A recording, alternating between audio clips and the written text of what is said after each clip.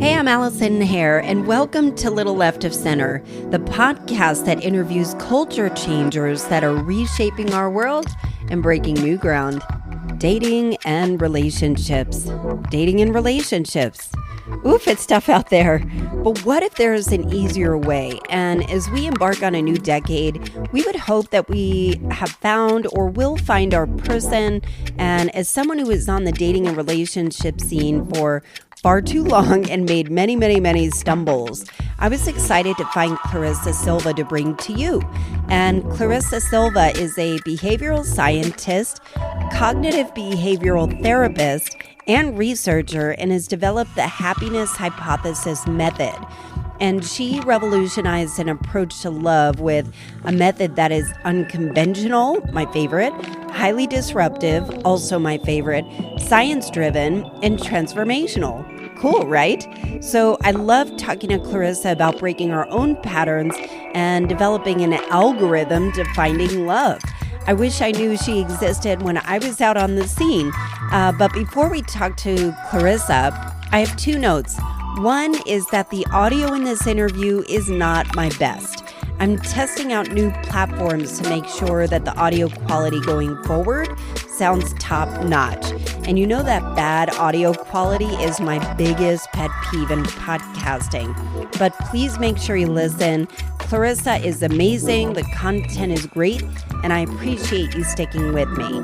Number two, I always like to take you behind the scenes of the podcast. And as I mentioned, I'm testing out all new kinds of technology. And the podcast program that I've started for new podcasters called Press Play Podcast, that's so many P's, officially launches on January 6th. So if you are interested to sign up, or if you've been thinking about 2020, it's my year, I want to make it different, I want to make it better, I'm going to start a podcast. I would highly recommend go to bit.ly/pressplay podcast and sign up.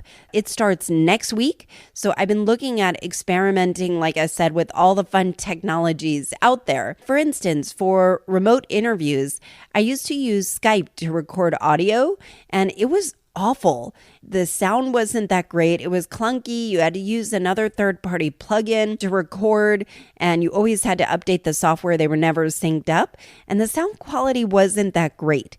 So then I decided to switch to Zoom.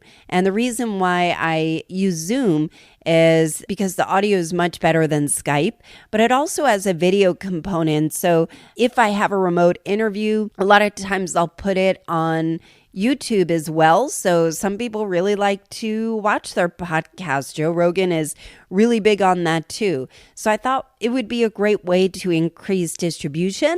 And if people preferred to consume their podcast through YouTube, have at it. So that's why I use Zoom or switch to Zoom. But if the guest is recording using earbuds with a mic, it sounds fine. But it does sound compressed and can sound tinny. So I'm going to try out Squadcast. So Squadcast is a newer platform that is designed to have really deep, rich sounds, and it's specifically made for podcasters. So I'm very hopeful. I will report back. I've got a lot more going on behind the scenes. So if you want to learn more or entertained by the behind the scenes looks, I'd encourage you to follow me on Instagram at Allison, ALLISON __ hair, HARE, or connect with me on LinkedIn. Okay, so let's get to my chat with Clarissa Silva. Well, thank you, Clarissa. I'm so excited to talk to you. I've been kind of diving deep into the happiness hypothesis and was listening to a few podcasts that you were on before. And I think what you're doing is fascinating. And I have to start off with you'rejustadumbass.com. So let me just do a proper introduction. So we are here with Clarissa Silva. She is a scientist. She's a behavioral scientist and researcher and has something called the happiness hypothesis, which I'm very interested to learn a little more about. Yeah, so tell me about you'rejustadumbass.com. It's the most brilliant website name ever. Thank you. I actually started my entire business based on my frustration with online dating and in real dating in New York City. So I just got so fed up with the process in New York that I started that tongue-in-cheek blog documenting some of like the ridiculous. Was it like Sex in the City kind of thing of just, No, because it was worse. It was like all online dating and just yeah. the craziest stories that you could ever encounter would just, I don't know. It's not exclusive to me, but yeah. So You're Just a Dumbass came from a conversation that I was either having with myself after these horrific dates, or it would Yes. be about the other people I was having dates with. I started just documenting a lot of my theories, and I was developing an algorithm at that time. Now, define an algorithm. So, what do you mean by an algorithm? Who thinks that way when they're talking about dating? They're like, I just need to find somebody that's cool. Well, I'm a behavioral scientist. So when I Yeah. was online dating, I was looking at what are really the compatibility measures driving these different dating sites? How is it that I'm setting the parameters because I'm using the traditional dating site, right? Not apps yet, right? So I'm using first wave dating and I'm like, how I'm setting the parameters that I'm looking for. And yet what I'm yielding is sometimes the exact opposite of what I put in as, the search criteria.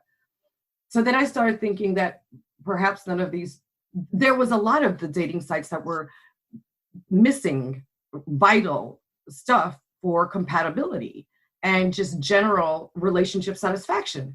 So that's where I started taking on what do I think the key components are? What do I think would be a better way to match people? What are a better way to really ultimately find the person your ideal type, or your partner, your husband, your wife, whatever your ultimate goal was. I was like, what are the ideal factors that goes into that? So You're Just a Dumbass started the work and created the algorithm for your happiness hypothesis. So, what have you? I'm curious. So there are a lot of dating apps out there, and I had an idea that popped into my head about a year ago that I want to start a dating app called Loser, LOSR, and it's for people who have no game, and like coach them throughout. Like, do not call her right now, like, or whatever it is. So, but anyway, I'm curious to know, what do you think that your experience was localized to New York? Do you think it was dating apps, or do you think it was the people? What did you learn from this experience? So You're Just a Dumbass started the algorithm, right? And it led into your happiness hypothesis because I wanted to look at, remember, I'm a scientist and relationship expert. So I wanted to generalize what my findings were and what my own life was. And that's why we started the blog. We started the blog as just a place to see where people were resonating and how many people and what gender and what age. So we started collecting a lot of this data when it was just the blog. So then about 3 years ago, I started your happiness hypothesis study. So then we started exploring more in depth what is driving the poor outcomes in relationships. Is it dating apps? Is it how we respond to second wave dating apps, the swipe technology? Is it the pool of people in general? So what we found was that when people were using dating apps, they're treating people like they do their social media streams, where you're scanning and the shiniest object is what you stop at, and then you move on to the next shiny object. So we found a number of different things that became problematic about that. So I explored everything, Allison. I said, okay, tell me what your 7 characteristics are. Now tell me what you look for when you're on these apps. Now tell me what your dating history is. I mean, every single thing. So today we have 1,760 participants in the study, and Wow. we have from 28 to 73 that have been included, that were active online dating users, active social media users, and active in real life dating. Why such a later age of 28 versus younger than that? Where did that date range come from? I think it was driven by my practice, right? My practice was always 30 and higher. So when I started to test a younger market, my work was still only really resonating with those that were walking into their 30s versus people that just came out of college. Yeah. You know what I mean? These are people that are fed up, right? They're fed up with dating. They're not, they're maybe a little bit jaded, I think, at that point. Right. And the real thing is what I was trying to look at is how well does my algorithm work for people that are in their 30s, when you already have a sense and you have a dating history that you could look at and say, oh yeah, I have patterns and maybe I should try to break out of them. You know what I mean? Yes. So I had, I'm happily married now. I've been with my husband. Thank you. I've been with my husband for 11 years, but I met him later and I was the quintessential single girl for 5 years prior to that. And I actually went to a relationship coach, and I would get in these relationships where I would meet these guys that were great, but they weren't, like, there was something off, like I knew that they probably weren't the one for me, but they checked a lot of boxes. We had a good time, but they weren't committing to me. They were just, like something was always off. Yep. And even though I was typically the one that would initiate the breakup, I was the one that was like destroyed and and I don't think it was, I think it was independent of the guy. I think it was like, what the fuck is wrong with me? Yep. So I went to a relationship coach, and this woman told me something that I never expected and kind of carried me, where she said, that rush that you get when you first meet somebody that you like and you are excited when he texts or calls or when you go out and all of those things. She's like, that's like the signal to run away. And I was like, what do you mean? I love, like you crave that, right, that rush. And she said, that is your pattern. And that if you're going to break that pattern, you need to find somebody that maybe isn't, you're not going to be so caught up in, because when you're caught up in that, I don't know if it's melatonin or whatever, that it's not melatonin, serotonin. Dopamine. Yeah. Dopamine. Yeah. That your judgment is clouded. Mm-hmm. And do you agree with that? What are your thoughts on that? Is that something that you practice? Okay, so that is what's interesting is I now took my algorithm and created a 6-week program, right? Okay. So what I found is exactly everything you're saying. Sometimes desperation was driving selection. Poor decision-making history drove a lot of selection. So when I started looking at the core of what was driving a lot of, relationship failure, right? And not being able to select the right type for yourself, it boiled down to decision-making. Now, there's some things that happen that your brain started doing as a result of social media, right? So technically your brain can detect what you find attractive within milliseconds, right? So it's technically possible that you could find what is attractive, right? But the brain has 3 other different layers that it's using to make a decision.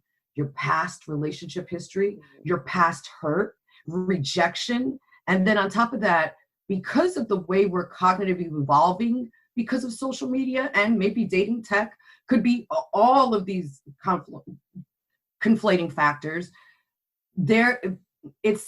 What I found was it's really highlighting inattentional blindness in our scans, right? So what is that? Say that again. Inattentional blindness is. What does that mean? It means that your brain can detect what's attractive, but it'll start to dismiss other elements of the data. So in gaming, this theory is used to explain why, you're focused on your target, you're zoning in on your target, and then you're blindsided and somebody kills you.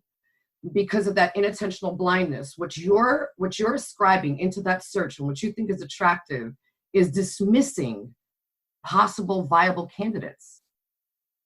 So this all seems super scientific to me. Who is your ideal client, and what do your sessions, your 6-week programs look like?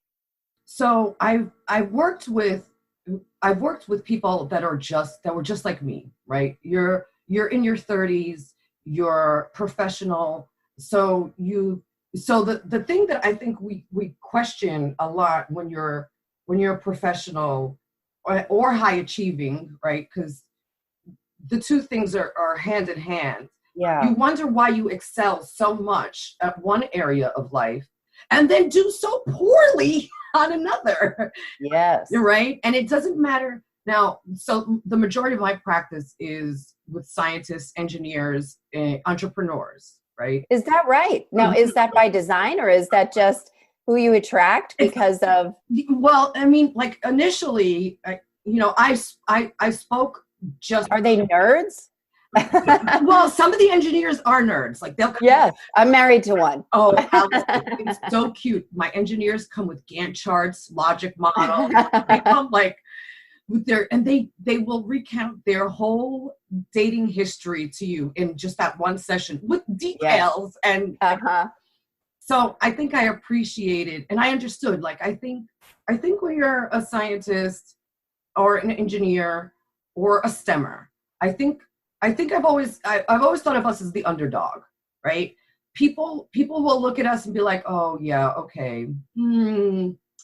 They're not the jock. They're not the beauty prom queen. They're under the radar, and who we're attracted to hardly ever reciprocates it when we're younger, and then as we got older, we just built this definition around, hey, I'm smart, that I got that going for me, so I will figure this out, using smartness. Do you think it's all about breaking patterns? Do you think it is kind of unwinding the psychological way of like, let's go back to your family and growing up, let's talk, what are your issues with your mom and dad? What I think is hilarious is that your blog was ranked as the top 100 sex, love, and lust blogs by stdcheck.com. I don't know. I mean, this just gets funnier and funnier. Yeah. When it comes to dating and relationships, you must have heard some weird ass shit in your seat. So I'm curious about how do you unpack that and start to get them on a course that is either course correcting or something that is native to who they are and feels better and can get success. I know that you're happily married, right? So you've used your own hypothesis. Tell me more about that. Yeah. So rewind for me. I want to know more about you. So everything I've designed was out of my own frustration. You're Just a Dumbass was me chronicling the ridiculous stories and my own frustration with really like, this can't be this hard. I mean, really. And I'm a scientist, so I'm supposed to be understanding the different processes, but so I decided to just shift a lot and say, okay, I'm going to try out methods on myself first. So everything I've done, it was always me as the first subject to what so you were single at this time. Yeah, you were single at this time. You're kind of out there dating, frustrated, and then you decide to apply some of these principles in your own life and be your own test case. So what happened? So by the time when I was testing the model, I was using Google Plus live video to test on live subjects and live people that would give you. How does that even work? What is Google Plus live? So I would hold live focus groups. Okay. Yeah. So it was I was at the last phase of testing on the entire algorithm. And the very next day I meet my husband on Google Plus. So he was part of this process? Was not. He was not part of the focus group, but you met him one day later. Right. Do you think it's the law of attraction? Do you think part of that has anything to do with it, or? Well, so I test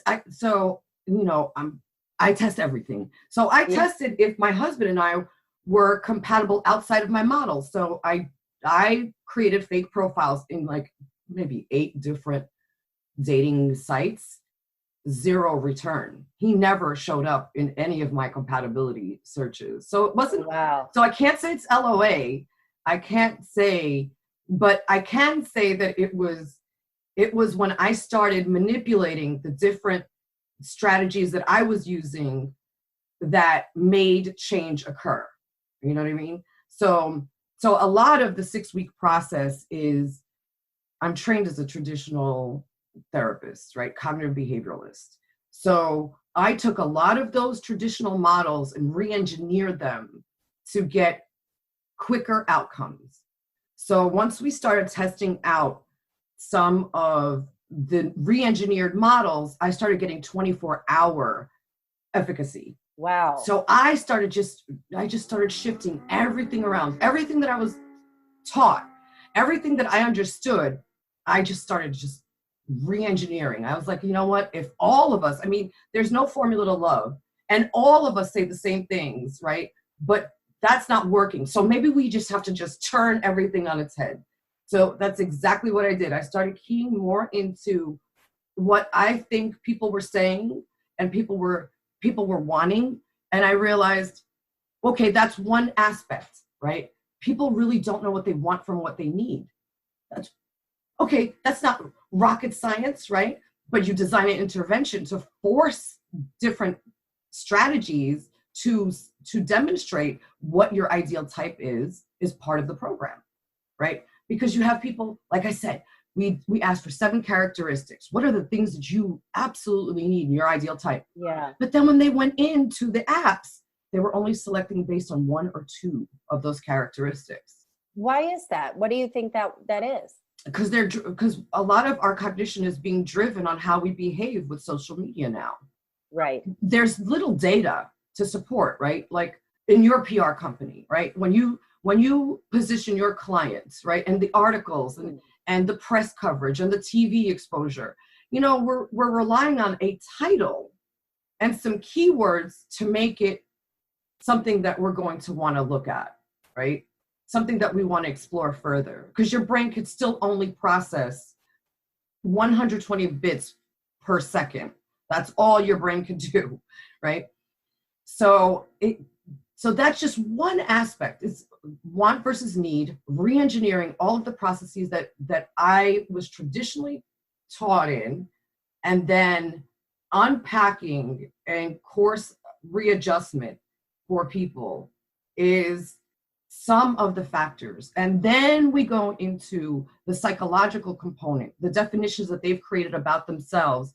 And that was based on decades of rejection, decades of past failure. So a lot of these aspects are something that you can't quantify as easily as we can with brain chemistry, right? Like it's easy to say, oh, well, yes, the reason that you're attracted to that drama queen is because your dopamine receptors are the one that's choosing. I mean, that's easy to do, but it's harder to manipulate that dopamine process to convert the dopamine cycle to occur, right? So I created a few different techniques that manipulate some of the neurochemical processes that we're experiencing when we're selecting. That's so cool. And I'm curious to know your thoughts on social media, and like our brains are being rewired where, you know, you talked about the shiny object and we just have no attention span, and there's a multitude of options. And I remember when, you know, I met my husband on match.com, you know, back before you would swipe whatever direction, up or down or left or right or whatever. I remember times when I would go off it for a little while and then I would go back on because I was feeling bad about myself and I wanted a little hit, you know, and now it's like constant. So how do you move with that? What are your thoughts? What have you seen in terms of how this has affected how people see themselves and how people interact in the world? Okay, so your happiness hypothesis looked at how social media impacts self-esteem directly, right? So there's a 60% overall negative impact to self-esteem when people are overusing social media. The 60%. So what is overusing though? Well, see, then that's the interesting part, because we're looking at 28 minutes is like an ideal amount of time, right? Total, or like during the day, or at one time, one sitting? Total per day is what people were using, but it only took a few seconds for them to get negative self-esteem because of FOMO effects, right? So when we're on social media and on dating apps, we're we're portraying our highlight reels, right? We're showing, oh, this is the life you want. Look at my vacation. Look at my dinner. Look at me. Look how cute I am, right? We're doing all of that. And the person that's looking at that feed and saying, oh, wow, within seconds, yeah, I don't have that. And then the next one, oh, I don't have that either. And then the next one, I don't have that either. And when you're exposed to the FOMO effects, you experience hours of negative self-esteem after that exposure. So there's studies now that show, so we don't know the full impact of what it's doing to our developmental and cognitive development. So when like researchers are now looking at 2 hours and 5 hour exposure to children that are 5. So they're in front of a device, they're looking at a number of different things. The 2 hours or 5 hour exposure didn't make a difference. They were already developmentally delayed when you compare to no exposure.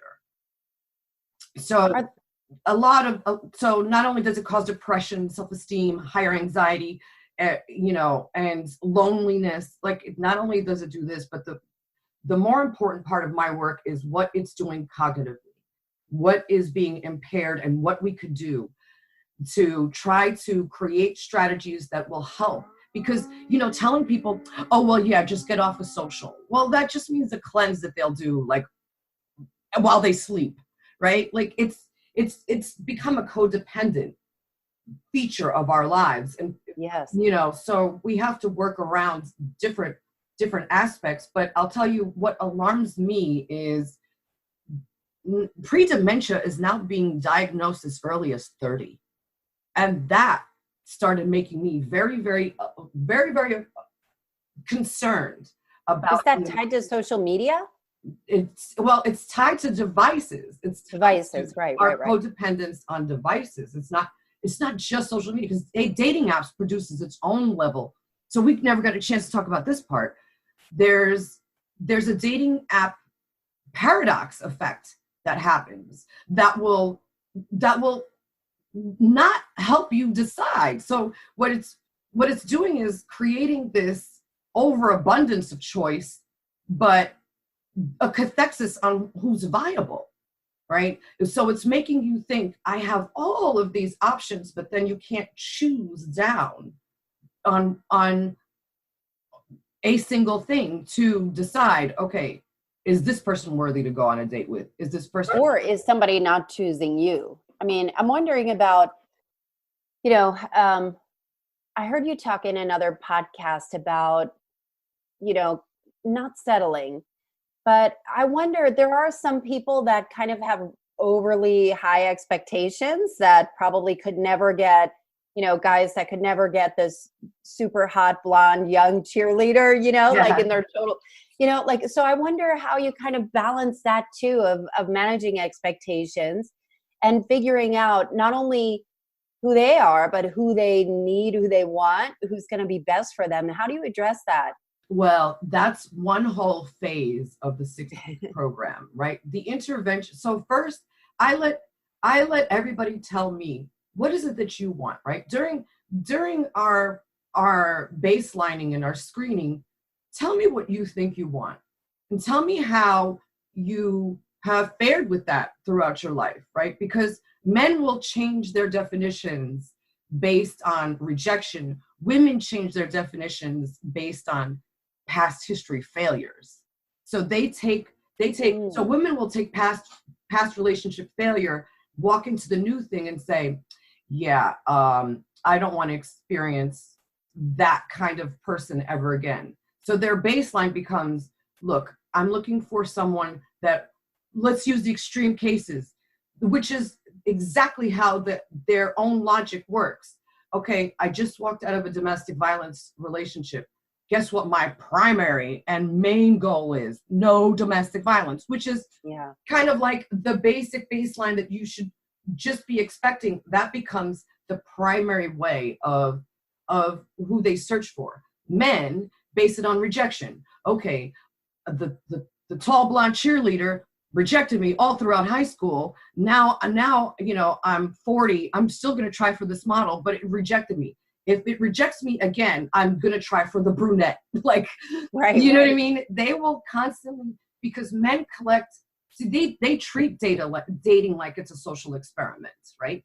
They collect stats in their brain based on rejection. They're prepared for rejection more than women are, right? Women, we always want to see the betterment of people. We always give opportunity to people, and for a lot longer time than men do, right? And women tolerate a lot more dissatisfaction in relationships than men do, right? And that's partially one of the main reasons that 80% of the divorces are filed by women. Wow. You know? So yes, so I'm sorry. No, I could talk forever about it. So we start by having people tell me, okay, this is what you say you want. This is what you like. All right, now we're going to test it. We're going to test it in the real world. I want you to use online and in real life and come back and tell me what those experiences were. Then we build the algorithm, and then we make them try different elements that are based on what is more ideal that the algorithm tells them to do. That sounds kind of fun, like a human experiment that you're kind of coaching like a marionette a little bit, you know? Please. I don't like it sound like a marionette, right? I mean, well, I apologize. No. But listen. Well, to have somebody guiding you, you know, like you're out on a date by yourself. It's kind of like having a little thing in your ear saying, no, go left, right. Now go right. And that's got to be kind of exciting to feel like you have a witness in this process that's going to help you guide, you know, maybe disrupt some of your own patterns that have gotten you in places where you're not happy and you're not with the one that you should be with, if that's what you want. Right. Yeah. I think that's the best outcome of the work. I mean, I have hard numbers on the algorithm, right? 97% efficacy is what we have had consistently for 2 years. Wow. That's crazy. My work has been translated in 14 languages now. I entered 20 different markets in 2 years. And you are affiliated with Harvard. Tell me more about that. You've got all kinds of accolades and affiliations that are really, really impressive. So how do you get the word out there? How does this come about? Yeah, so I'm a member of Harvard's Medical School's Institute of Coaching, which is designed to look at the practice of coaching from a scientific side. So we look at more like modeling and more like efficacious practice, best practices. So it's just looking at like the science of coaching, right? But I was trained at the University of Michigan, and you know, a lot of what I did was due to Michigan, the fellowships I gained, and you know, and everything that I worked on really was because of that training at Michigan. So tell me about that you don't believe in self-love. What does that mean? Okay, so you know how everybody loves to tell you, oh, you have to love yourself first to love other people. Yeah. So these are listen, I know you're going to think I'm nuts, but this is the practical side of it, right? The practical side is when I ask people, self-love is based on self-prioritization, right? So when I ask women mostly, well, do you put yourself above others? Are you completely honest with yourself about some of your decisions and how that impacts you, not others? So when you start asking about how often do you practice self-care, like when you look at yourself as a priority, and then if you answer none of the above, then that to me would say, oh, then you lack self-love. But how many people are that self-aware though? Well, that's the other things. I do think that we do lack a lot of self-awareness, but people are aware when they feel like overburdened in life, like they're always second, they're always third. They're like, women will they even deprioritize their health a lot more than men, right? So that's the true definition of self-love, is having those components available to you and that you practice them. Now, so when we don't prioritize ourselves, when we don't do any of these things, does that mean we can't love? No, right? So here's the ridiculous example I give. Okay, listen, Charles Manson and Ted Bundy, sociopaths, lack empathy, serial killers, they got married while they were in jail. Insane. So they lack self-love, they lack empathy, they're sociopaths. So you don't really like self-love. Just like a lot of the theories that we use to describe love are just so antithetical to what is really occurring. You know, there's no love at first sight, and love actually takes decades. Do you believe in love at first sight? Well, love at first sight happens, but it's a chemical reaction. It's not, okay, this is an indicator of my husband, this is an indicator of my wife. Yeah. It happens, but there's a biological process that's happening. There's a neurochemical process that's happening. And that could be triggered just because the person said a few things that you've always wanted to hear. It'll happen. Yeah. And it doesn't mean, oh, yeah, run down the aisle with that guy, run down the aisle with her. Like it doesn't mean that. So when you think about all the apps that are out there, there's Tinder and Bumble and Hitch, or I don't even know. What are like good ones? Do you recommend any of the apps out there? Well, since I've never used second wave. So swipe technology is all second wave. I've never used any of those. I was using the traditional sites, but now all those models have changed so rapidly that there's really, I mean, I could tell you statistically what exists. Only like 1% of apps use algorithms now. Most of them use geolocators. So when you look at things like that, like, is it a geolocator that's driving the business model? Is it an algorithm? Am I being matched? Is there places for me to add text? So a lot of these things have to be driven by what you're comfortable with and what you're trying to accomplish. You know, AI is certainly running a few of them now. So, you know, there's a lot of newer things that you would think I really like AI, and I would think that AI could do a good job of finding some drivers of compatibility, but you need a social scientist informing that AI model. Yes, you think you need the technology to advance more to be able to recommend one over the other. Is that what I'm understanding? No, I think technology is really, it's proving still poor outcomes. Like when you look at the marriage rates, eHarmony is the only one that has high marriage rates, right? It's like 40%.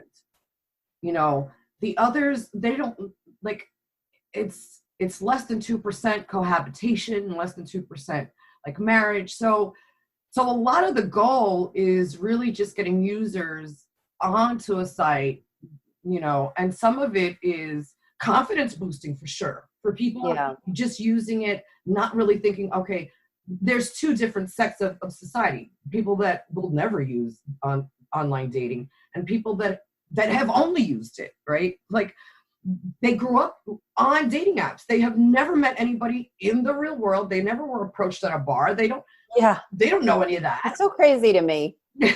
Right. Like, are they able to look people in the eyes? But I think, you know, also your age range is a little bit older. So maybe some of them have, you know? Right. I think it's the funniest thing, you know, my final year of being single, I would be out with my girlfriends. They would be using apps, right? And, you know, geolocators. So that means the guy right next to you is showing up on your screen and they're chatting with the guy and I'm like, you could just go like that. Right. Hey. No. So I think a lot of the behavior of that has resulted of us being digitally dependent has also dramatically changed. So what do you know that you wish other people could know? Oh, listen, everything made my life so much simpler when I started treating dating like it was a social experiment. When I started looking at it like, this is me collecting data on what I really need, what I want, what works out best for me, just try out different combinations. That was when I was able to really sit down and say, well, this is an ideal approach. It takes away the anxiety, like it takes away the pressure of going on a date with random people. So, if you're just going in with the expectation that this is me getting data to understand what I need, you just go through the whole process so much better. I could see that too. And how can people, what's next for you? Well, I'm going to be starting the practice. We finally got your happiness hypothesis method out of R&D. So I want to begin to introduce this in a couple of weeks. I mean, I've been doing it, but not on the scale. I hope it's before Valentine's Day. Yes, I want to try to get it ready for January 3rd. It's the peak of online dating. Yeah. And it's new beginnings for people. So we're going to shoot for January as a launch period, That's awesome. Yeah. And how can people find you? Oh, yeah. So how can people contribute to your mission? How can people find you? Oh, thank you. So it's ClarissaSilva.com. That's it. Or you're just a dumbass.com. Right. Well, you're just a dumbass. That was a blog, and I kind of stopped writing in it for a while because I focused more on ClarissaSilva.com. Yeah. So, people could read about my work. People could read about the concept. People could read about the program, and if they're interested, so I offer two different offerings. I have individual sessions, and then I'm doing the 6-week program. So for anyone that is Allison's fans and listeners, I'll reduce our individual sessions by $100 for the initial. Oh, that's great. What are the costs? What are their cost ranges? Okay, so initial consultation is $750 an hour, and the 6-week program is $10,000. Wow. Mm-hmm. I guess if you've got what was your success rate? Is like something outrageous. 97%. Wow. Yeah. That's 97%. amazing. Well, the program has 97% efficacy. It reduces anxiety, it reduces depression, and I'm working on brain health now within the program too. Brain health. Mm-hmm. I guess that's where you talked about the pre-dementia. Yes. That's amazing. Yes, I want to work on cognition and improving people's cognition. Like within the program too, it's already built in. You're the most excited scientist I've ever seen. Yeah. Okay. I love it. Thank you. Oh, good. Well, thank you so much, Clarissa. It's been such a pleasure talking to you. I can't wait. I'll link everything up in the show notes, but Happy New Year. Happy holidays to you. This is exciting. I can't wait to follow your journey. Thank you so much, Allison. I really appreciate this. Wow, Clarissa had so many interesting insights, and I love learning more about her groundbreaking happiness hypothesis. I've linked all of her info in the show notes. Please go follow her, check her out. You can also watch the video on the Little Left of Center YouTube channel. Please think of all the single people you know and share this episode. It can be so lonely out there, and especially with social media, it's nice to know there are people out there wanting to help you crack your own code for happiness. In the meantime, I can't thank you enough for spending your time with me. Please rate and review this podcast. It really helps others find me, and it gives me good feedback as I'm always looking to keep aiming high. If you're interested in your own podcast, the doors are closing in just a few days for Press Play Podcasts. Please go to bit.ly/Press Play Podcasts and say yes to your own brand spanking new podcast in 2020. Culture changing is truly a movement, and all it takes is you to share your idea, to light a spark, and to have it spread. Happy New Year. Thank you so much for listening, and I will see you next week.